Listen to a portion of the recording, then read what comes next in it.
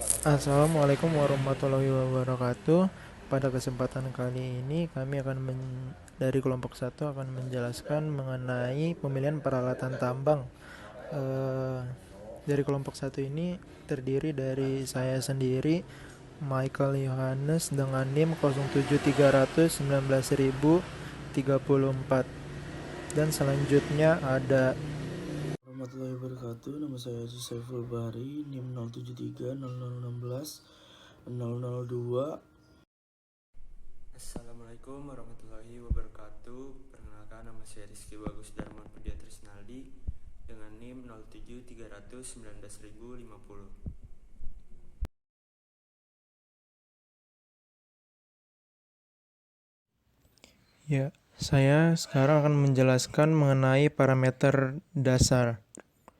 Yang pertama itu ada karakteristik lokasi, karakteristik deposit, dan selanjutnya ada parameter tambang.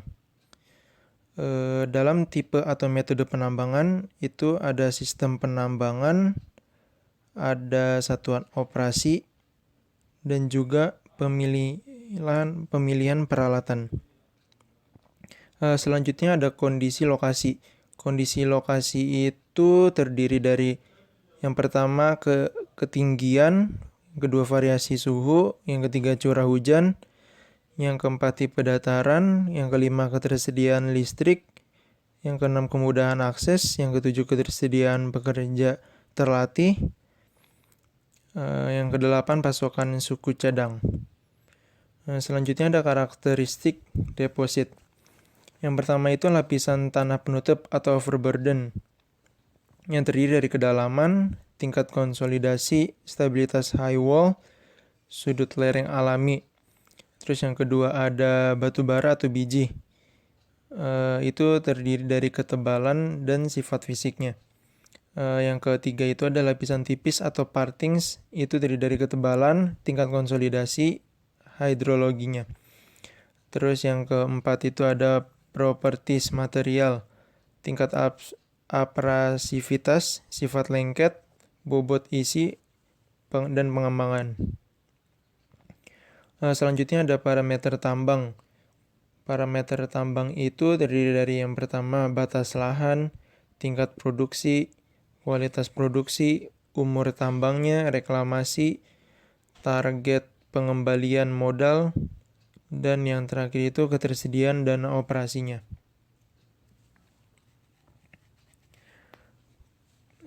Selanjutnya tipe atau metode penambangan.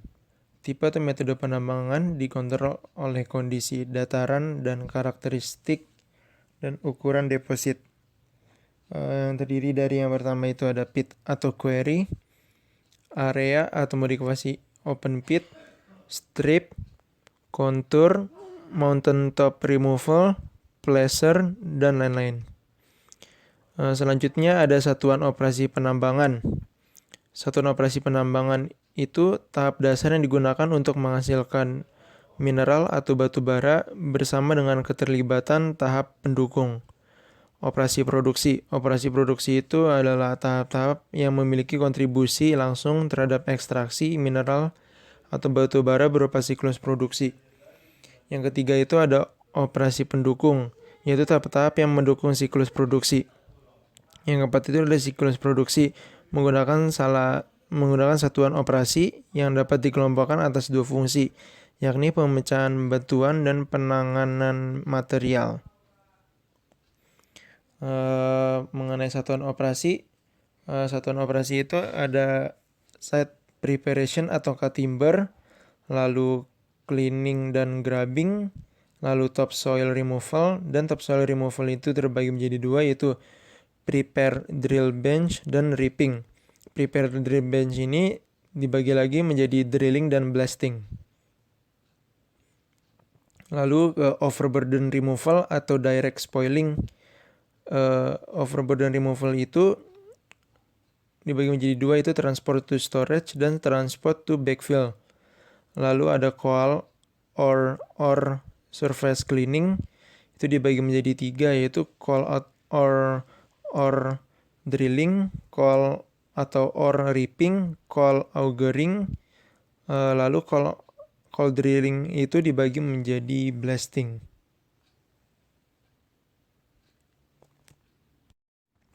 Selanjutnya ada coal atau ore excavating atau loading.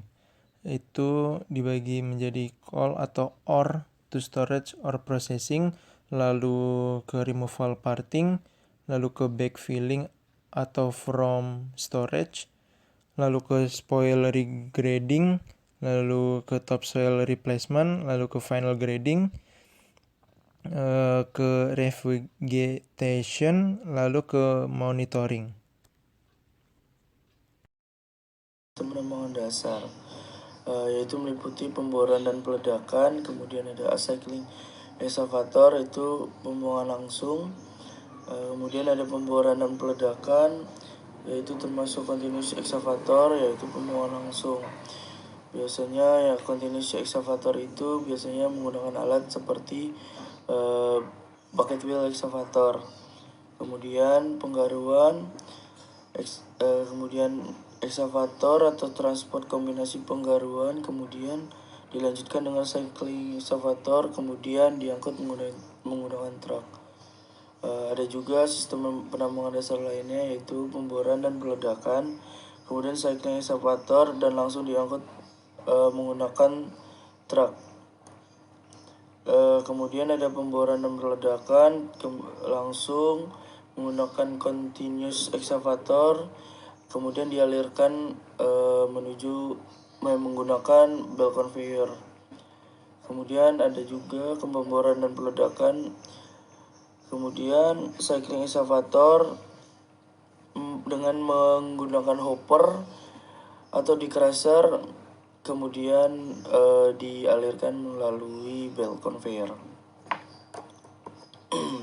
Kemudian ada karakteristik peralatan. Nah, yaitu meliputi tipe peralatan, perbandingan ukuran berbagai peralatan, kemudian gambaran perbandingan peralatan, perbandingan rasio peralatan, kemudian faktor kinerja, faktor desain, faktor supporting, dan faktor biaya. Kemudian ada tipe peralatan tambang terbuka. Nah, yang standar itu seperti ya truck dozer, bulldozer, standar scraper, standar tandem scraper, kemudian elevating scraper, elevating tandem scraper, rear dump truck, dan kemudian ada front end loader, hydraulic shovels, kemudian ada electric loading shovels, dan ya variasi khususnya ya seperti push pull combination, kemudian electric stripping shovel, kemudian ada diesel mechanical shovel.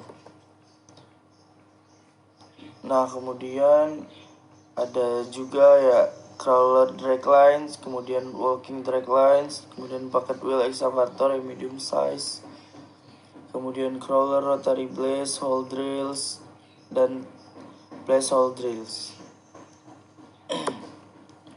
Kemudian perbandingan ukuran peralatan, jadi dari jenis peralatannya ya meliputi dozer, scraper, front end loader, electric shovel, kemudian drag line, wheel excavator, kemudian truck, kemudian dengan rotary drills. Dengan total tenaga HP yang berbeda-beda di setiap fungsinya dan berukuran yang berbeda-beda. Jelasnya bisa dilihat di tabel yang sudah kami buat. Kemudian ada perbandingan umum peralatan tambang. Untuk unitnya masih sama dan sumber tenaganya rata-rata didominasi menggunakan diesel. Nah, ada juga bisa menggunakan listrik seperti drag line yang bisa menggunakan diesel atau listrik, dan kemudian ada yang bersumber tenagakan dari listrik seperti electric shovel, kemudian rotary drills, dan untuk sistem penggerak utamanya untuk dozer itu konverter torsi atau transmisi sama dengan scraper, dan kemudian front end loader itu menggunakan konverter atau motor listrik. Kemudian untuk hidrolik ekskavator, sistem penggerak utamanya adalah hidrolik. Kemudian electric shovel itu sistem penggerak utamanya listrik, sama halnya dengan dragline. Kemudian rotary drills juga bisa menggunakan sistem penggerak utama dengan menggunakan listrik. Kemudian tipenya itu ya untuk dozer itu ada dua, ada yang menggunakan crawler atau menggunakan wheel. Nah untuk scraper tersebut menggunakan wheel. Kemudian front end loader juga menggunakan wheel. Hydraulic excavator, crawler, electric shovel, crawler, dan dragline ini sendiri itu bisa menggunakan crawler atau bisa menggunakan crawler. Kemudian wheel excavator itu menggunakan crawler dan truk itu menggunakan wheels. Selanjutnya adalah perbandingan rasio peralatan tambang. Catatan: 1. Kapasitas mangkuk. 2. Short boom large bucket machine. 3. Diesel horsepower and electric horsepower ratings are not equivalent figures. Kemudian Anda bisa lihat tabel berikut yang berada di PPT.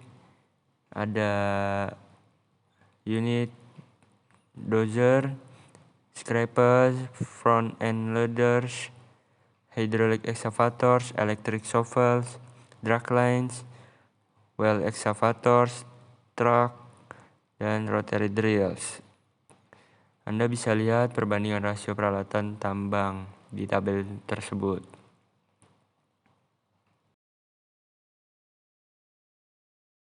Kemudian ada faktor kinerja peralatan.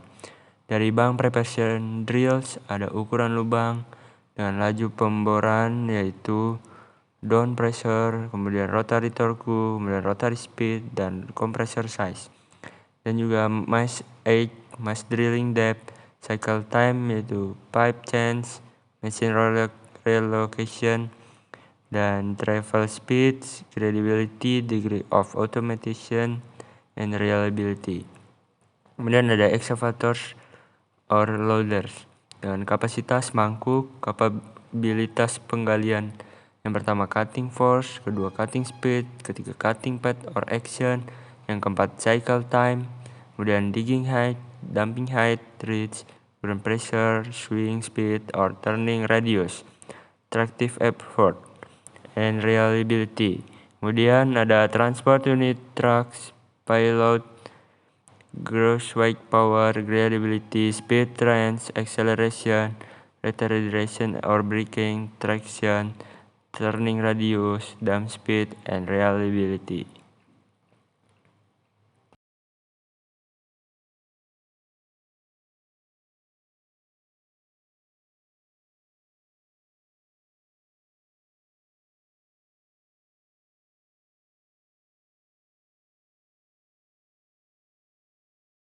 Kemudian ada faktor desain, yang pertama total power atau kekuatan total, yang kedua service life atau kehidupan pelayanan, yang ketiga ada physical size atau ukuran fisik, yang keempat ada stability atau stabilitas, yang kelima ada service ability atau kemampuan melayani, yang keenam ada maintainability atau pemeliharaan, yang ketujuh ada weight atau bobot, yang kedelapan ada ground clearance atau jarak terendah komponen alat, yang kesembilan ada roughness atau kekasaran.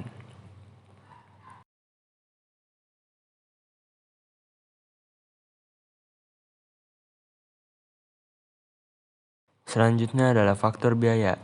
Faktor biaya ini ada ownership cost atau biaya kepemilikan, yaitu ada depreciation atau pengalokasian harga, ada interest atau bunga, ada juga insurance atau asuransi, kemudian juga ada tax atau pajak, operating cost atau biaya operasi, ada labor atau tenaga kerja, ada juga supplies atau persediaan, fuel atau power atau bahan bakar, ada juga lubricants atau pelumas, begitu juga repairs atau maintenance atau